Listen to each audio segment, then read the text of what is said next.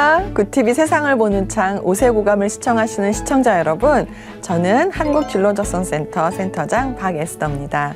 우리 좋으신 하나님께서 제 강의를 시청하시는 모든 분들께 큰 은혜 주시기를 기도합니다. 오늘 제가 여러분과 나눌 이야기는 내 아이는 하나님의 꿈 18번째 강의입니다.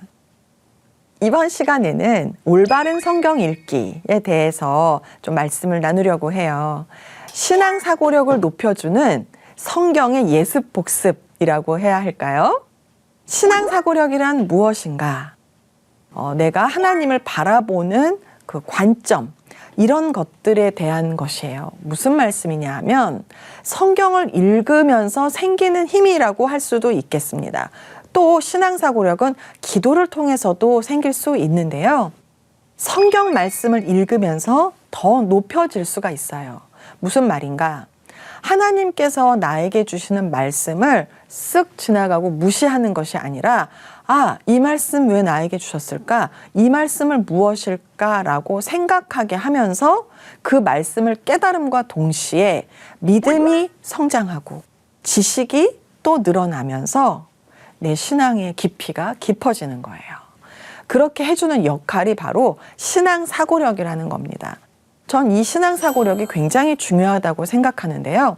왜냐하면 신앙사고력은 하나님을 모른다, 성경을 읽지 않는다 라고 하면 생기지 않는 사고력입니다. 그런데 이 신앙사고력은 제 경험도 그렇고 제가 연구한 바로도 그렇고 신앙사고력이 결국은 전체적인 사고력을 높이는데 굉장히 중요한 역할을 하더라는 것입니다. 쉽게 말씀드리자면 영재란 무엇일까요? 국어 잘하고 수학 잘하고 뭐 다 똑똑하고 물론 그걸 영재라고 할 수 있겠죠. 하지만 신앙 영재가 진짜 영재입니다. 왜냐하면 삶의 지혜를 갖고 있으니까요. 명철, 하나님께서 주시는 명철과 하나님께서 주시는 지혜, 그러니까 주님의 지혜와 주님의 명철이 사고력을 다 이루고 있기 때문에 신앙 영재는 하나님의 사고력으로 사는 사람들이에요. 이보다 더 영재가 이 세상에 어디 존재하겠습니까?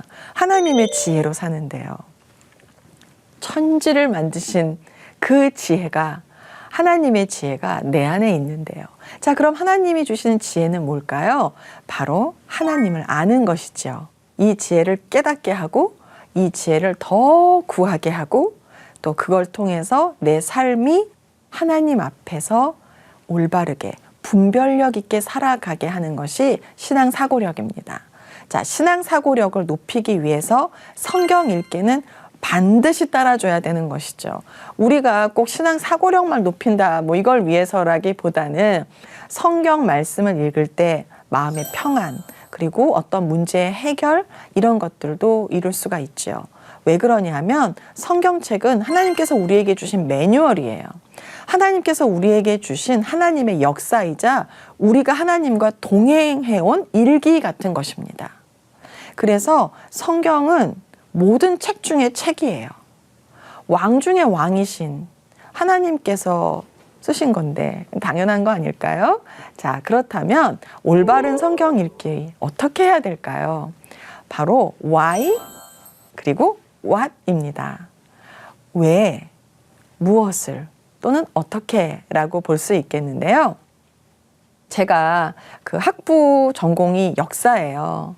사학을 전공했는데요.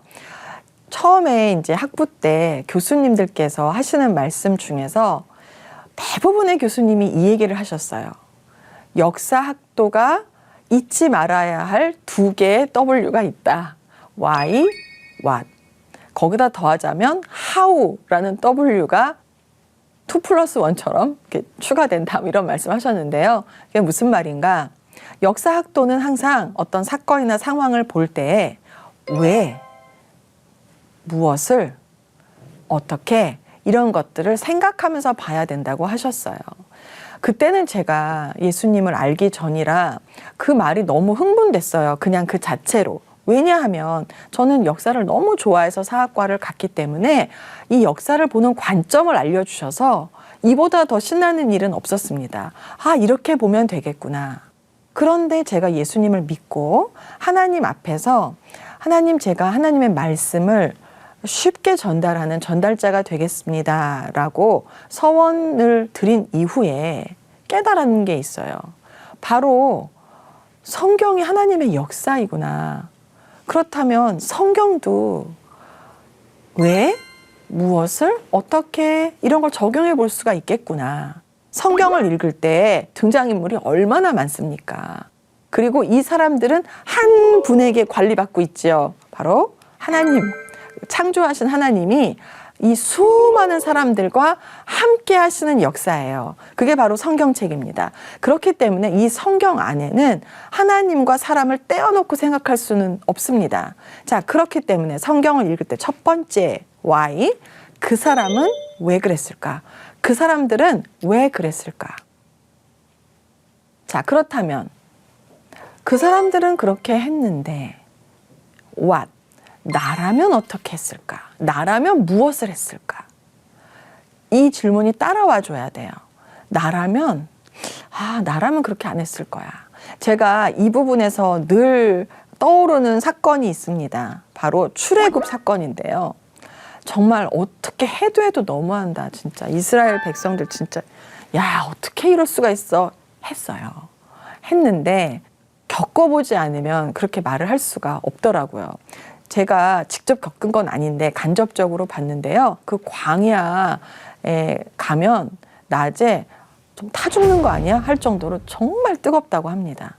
저희 그 히브리어 가르치셨던 교수님께서 하신 말씀은 그 다음부터 이스라엘 백성을 정죄하는 마음을 접고 회개하셨대요. 얼마나 힘든지.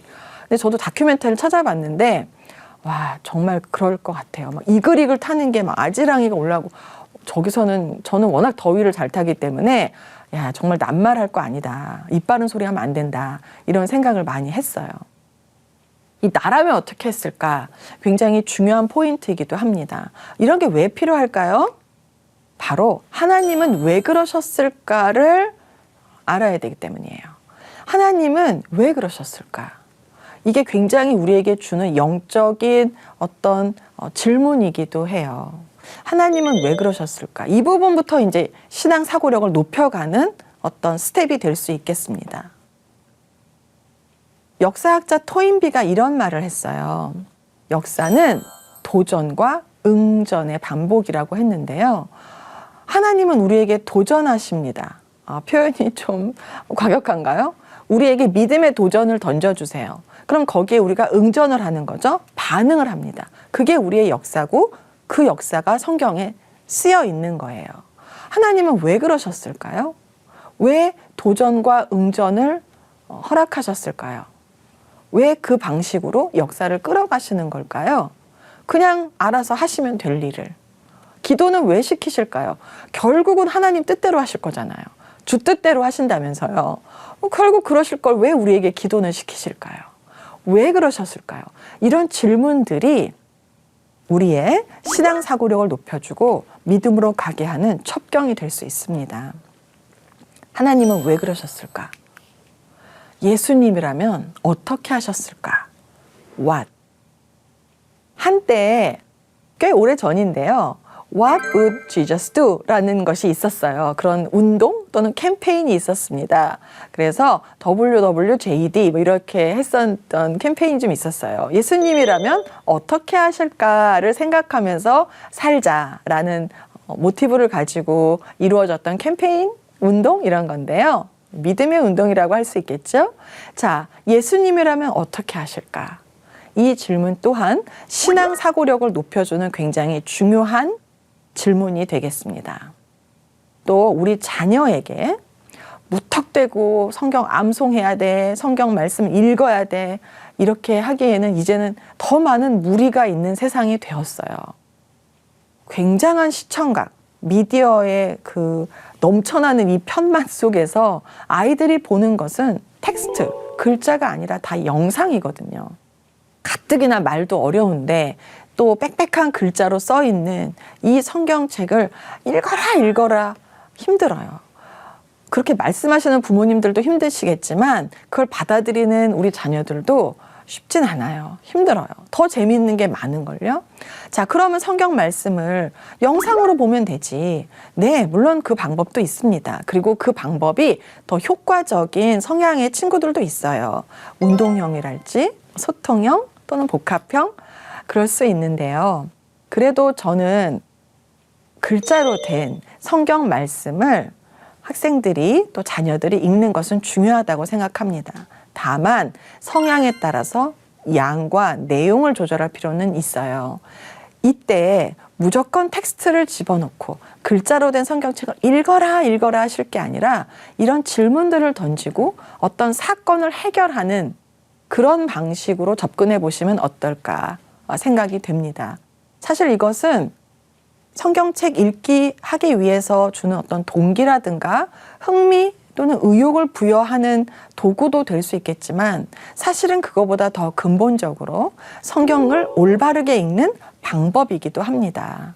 이런 질문들 없이 그냥 무턱대고 읽는다면 성경 일독 목표 달성해서 연말에 교회에서 상 받으려고 또 성경책 한 권 새로 주잖아요. 대부분. 그거 받으려고 하는 것밖에는 없어요. 의미 없이 그냥 의무적으로 읽어서 내가 오늘은 끝냈어. 오늘 우리 셀에서 여기까지 읽기로 했는데 끝냈어. 이런 식의 성경 읽기는 좀 지양해야 되지 않을까 합니다. 물론 안 그러신 분들 많으시겠죠. 하지만 저는 그랬어요. 연말에 좀 이렇게 이름 올리고 좀 상 받고 싶어가지고 한때 그래도 그때는 전도사일 때 그래도 명색이 전도사인데 성경 일독은 해야 또 목사님 또 면도 사시고 우리 하나님 또 면도 사실까봐 그냥 어거지로 빨리빨리 읽어가지고 어떻게든 일독을 해야 되겠다 이렇게 해서 했거든요. 뭐 남는 게 뭐가 있겠어요. 전도사였음에도. 그래서 많이 회개하고 더 어떻게 하면 성경을 깊이 있게 올바르게 읽으면서 나의 신앙 사고력을 높이고 하나님께 좀 더 가까이 우리 하나님을 어떻게 하면 좀 더 알고 사랑할 수 있을까를 고민하고 연구한 끝에 여러분에게 공개하는 노하우입니다. 자, 한번 우리 연습을 해볼까요? 어떻게 읽는 것이 그 왜, what 그러니까 why와 what 왜 무엇을 어떻게 이렇게 하는 걸까 한번 연습을 해볼게요. 자, 먼저 여기 말씀이 있어요. 사무엘상 26장 8절 말씀입니다.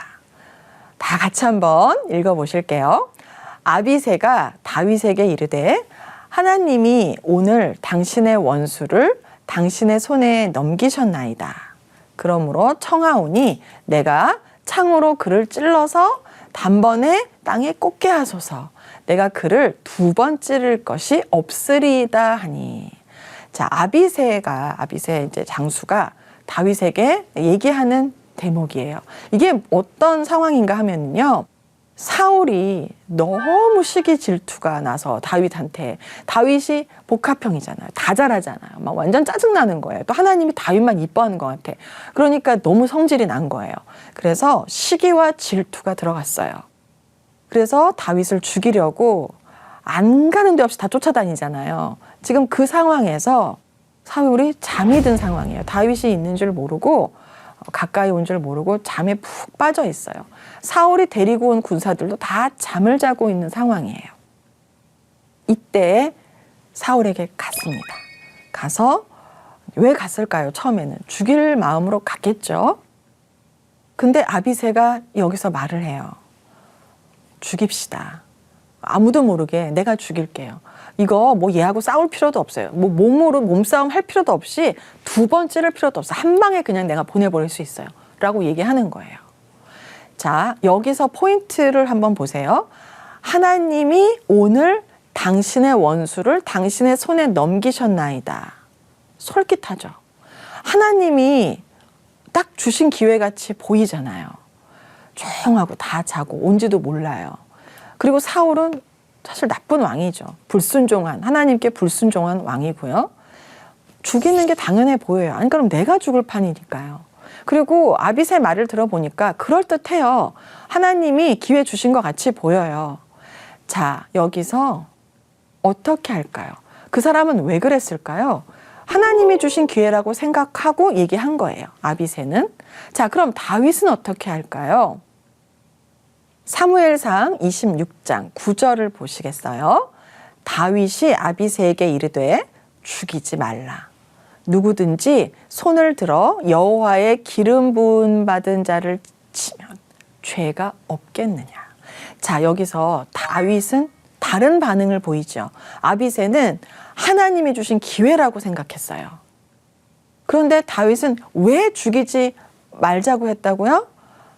하나님이 주신 기회가 아니라 여호와의 기름 부음 받은 왕, 여호와의 기름 부음 받은 자를 우리가 손댈 수 없다. 그건 죄가 될 거다라고 생각한 거예요.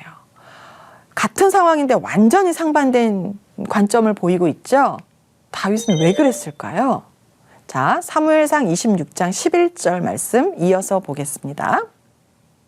내가 손을 들어 여호와의 기름 부음 받은 자를 치는 것을 여호와께서 금하시다니 너는 그의 머리 곁에 있는 창과 물병만 가지고 가자라고 말을 했어요. 왜 그랬다고요? 여호와께서 금하시는 행동이라고 생각했어요. 여호와의 기름 부음 받은 자를 손대는 것은요. 근데 아비새는 그렇게 생각 안 했지요. 자, 나라면 어땠을까? 여러분이라면 어떻게 하셨을까요? 어떻게 하셨을까요? 자, 한번 이 말씀을 보고 생각해 보세요. 사무엘상 26장 여전 이어서 11절 보시겠어요. 다윗이 사울의 머리 곁에서 창과 물병을 가지고 떠나가되 아무도 보거나 눈치채지 못하고 깨어있는 사람도 없었으니 이는 여호와께서 그들을 깊이 잠들게 하셨으므로 그들이 다 잠들어 있었기 때문이었더라. 자, 여기서 좀 헷갈리게 하는 부분이 있죠. 아무도 몰라요. 다윗하고 아비새가 들락날락하면서 물병 갖고 오고 막 얘기도 했을 거 아니에요. 뭐 이렇게 눈짓으로 죽이고 두 번 이렇게 안 하고 말을 했을 거 아니에요. 근데 그것도 몰라. 깨지도 않아요. 부스럭대는 소리도 못 들었어요. 근데 사울만 못 들었냐? 다 같이 몰라. 싹 다 자는 거예요. 아무도 몰라. 잠을 들었는데 어떻게 잠들었어요? 깊이 잠들었어. 누가 잠들어요? 다 잠들었어요. 여호와께서 잠들게 했다고 말씀하셨잖아요. 그러면서 헷갈리죠. 아비새 말이 맞는 거 아니야? 기회 주셨던 거 아니야? 그러니까 다 자고 있지. 누가 하나 깼어야 되는데. 사울은 깼어야 되는데. 우리가 소곤소곤 얘기하니까. 헷갈릴 수가 있는 지점이에요. 자, 여러분. 하나님께서 주신 기회라고 판단되는 상황이 우리한테도 얼마나 많아요. 예를 들면 요나 같은 경우도 한번 보세요. 도망쳤잖아요. 그 니느웨 가기 싫어가지고 도망쳤잖아요. 그래서 저 땅끝으로 가려고 항구에 갔더니 마침 배가 있어요. 자, 이 얘기는 뭔가요? 그래, 관둬. 너 싫으면 그냥 관둬라. 하나님이 딱 마침 배를 주셨다. 이렇게 생각할 수도 있지요. 자, 지금도 아무도 몰라. 하나님께서 다 재웠어. 그러면 그냥 죽여라. 이런 걸 수도 있다고 생각할 수가 있겠죠. 여기서 분별력이 굉장히 중요합니다. 이 분별력, 바로 신앙사고력이에요. 신앙사고력 어디서 나온다고요? 말씀. 자, 우리가 그동안 익히 말씀을 알고 있었다면 여기서 다윗 같은 판단을 했겠죠. 아무리 봐도 이거는 다 하나님이 주신 기회라고 다 얘기하고 실제 그래 보여도 신앙사고력이 깊은 다윗은 올바른 분별력을 가지고 판단했어요. 아니다. 자, 왜냐하면 다윗은 하나님을 잘 알고 있는 사람이에요. 그래서 하나님께서도 다윗을 내 마음에 합한 자라고 하셨죠. 다윗이 하나님을 얼마나 사랑했는지는 우리가 시편이나 다윗이 얘기했던 그런 말들을 통해서 얼마든지 찾아볼 수가 있어요. 그래서 분별이 생긴 거예요. 다윗은 하나님을 잘 알았기 때문에 그래요. 신앙사고력이 높았기 때문에 그렇습니다. 자, 나라면 어떻게 했을까를 한번 생각해 볼까요? 저는 아마 야, 진짜 기회인데 어쩜 이렇게 자냐? 우리 얘기하는 것도 못 듣는다, 야. 너 한 번에 정말 죽일 수 있어? 그러면은 한 번이다, 딱 한 번에 끝내라? 라고 했을 것 같아요. 저 같으면. 그런데 다윗은 안 그랬어요. 여러분 어떻게 하셨을까요? 자, 여기서 예수님 어떻게 하셨을까요? 그리고 하나님은 왜 그러셨을까요? 하나님께서는 다윗을 위해서 그러셨던 거예요. 다윗을 위해서. 다윗의 손에 피를 묻히지 않고 평강의 왕, 물론 솔로몬이긴 하죠. 다윗은 여러 전쟁을 치르긴 했으니까요. 하지만 진정한 평강. 그런 다윗에게 어떤 신앙의 성공 경험? 아, 나 정말 잘 통과했구나. 이런 믿음의 성공 경험 주시고자 하지 않았을까요? 그리고 우리들에게는 이 글을 읽는, 이 말씀을 읽는 우리들에게는 하나님의 권위, 영적 권위와 영적인 질서가 얼마나 중요한지를 알게 하시려고 했던 것 아닐까요? 우리 예수 그리스도도 하나님의 질서에 순복하셨어요. 아버지가 일하시니 나도 일하신다 하셨잖아요. 질서의 하나님이십니다. 우리에게 어떤 영적인 권위와 질서를 가르쳐 주시기 위해서 이런 말씀을 남겨주셨다고 생각을 해요. 자, 그렇다면 신앙사고력을 높이는 올바른 성경 읽기 어떻게 적용을 해봐야 될까? 한번 관찰형 예를 들어볼게요. 자, 관찰형은 느려요. 성향이 워낙 느립니다. 신체에 재능이 없어서 천천히, 생각도 천천히, 말도 천천히, 그런데 엄청나게 신중하고 꼼꼼한 면이 있어요. 관찰력이 좋기 때문에 놓치는 것이 없습니다. 그리고 무엇보다 직접 확인하고 내가 믿잖아요? 그럼 이 믿음이 굉장히 흔들리지 않고 오래 가요. 끝까지. 흔들림이 없어요. 변절 안 합니다. 엄청난 믿음을 가지고 가요. 그래서 관찰형인 아브라함, 믿음의 아버지, 믿음의 조상이라는 말을 들었잖아요. 처음엔 좀 흔들릴 수 있어요. 하지만 경험했어요. 눈으로 직접 봤어요. 그 다음에 하나님을 믿어요. 끝까지 갑니다. 끝까지 가요. 그래서 독자 이삭을 바쳐 했을 때도 과감하게 순종할 수 있었던 거예요. 왜냐하면 그 믿음, 한 번 들어간 믿음 흔들리지 않으니까요. 그래서 또 관찰형 아브라함은 직접 하나님을 목도하기도 했죠. 준비된 어린 양을 통해서, 이삭 대신에 준비된 제물을 통해서 믿음이 또 성장하고 또 성장하고, 이렇게 하나님은 우리의 믿음 성장을 성향에 맞게끔 잘 끌어주시고 계세요. 자, 그렇다면 관찰형 도마를 통해서 한번 볼까요? 우리 관찰형 인물인 성경 인물 도마. 요한복음 20장 25절 말씀을 한번 같이 보실게요. 내가 그의 손의 못자국을 보며 내 손가락을 그 못자국에 넣음에 내 손을 그 옆구리에 넣어보지 않고는 믿지 아니하겠노라. 세상에 건방져라. 어디 감히 예수님을 못 믿고, 부활하신 예수님을 못 믿고 막 다 찔러보고 넣어보고 하겠다고 이런 게 어딨어요. 그런데 이분은 그래야 되는 거예요. 이게 뭐 예수님을 부인하려고 부활을 절대 안 믿을 거야 이런 거보다는 나는 그래야지 믿겠거든요. 믿고 싶어요. 근데 그렇게 해야지 믿겠거든요. 직접 봐야지 믿겠거든요. 물론 보고도 믿지 못하는 분들도 계시죠. 그런 분들은 참 우리가 많이 도와드려야 돼요. 도움이 많이 필요한 분들이에요. 자, 그런데 이 도마 같은 경우는 믿고 싶었어요. 그런데 믿고 싶은 어떤 방법이 없어요. 그래서 직접 보겠다. 관찰형이니까 직접 봐야 되겠다. 그래서 어떻게 했나요? 도마의 성향을 자극하는 상황이에요. 다 봤대요. 나는 돌아가신 걸 알잖아요. 십자가에 달려서 돌아가셔서 무덤까지 내려간 걸로 난 봤어요. 난 알고 있어요. 그렇기 때문에 봐야겠다는 거예요. 다시 살아난 것을 직접 봐야겠다는 거예요. 찔러보고 눌러보고 눈으로 직접 봐야겠다는 거예요. 왜냐하면 직접 죽는 걸 봤기 때문에, 돌아가시는 걸 봤기 때문에 살아나신 것도 봐야 되겠다는 거죠. 성향이 그래요. 관찰형 성향. 봐야지 직성이 풀리니까요. 나라면 어떻게 했을까? 저는 다수결의 원칙으로 다 봤다. 그러면 믿을 것 같아요. 자, 하나님은 왜 그러셨을까요? 도마의 성향을 알아요. 그리고 도마 같은 성향이 있는 우리들을 아세요. 그래서 직접 보게 하시고 만져보게 하셨던 거예요. 그래야지 믿겠니? 그래, 그렇게 믿어봐. 그래서 믿음을 다시는 잃지 마.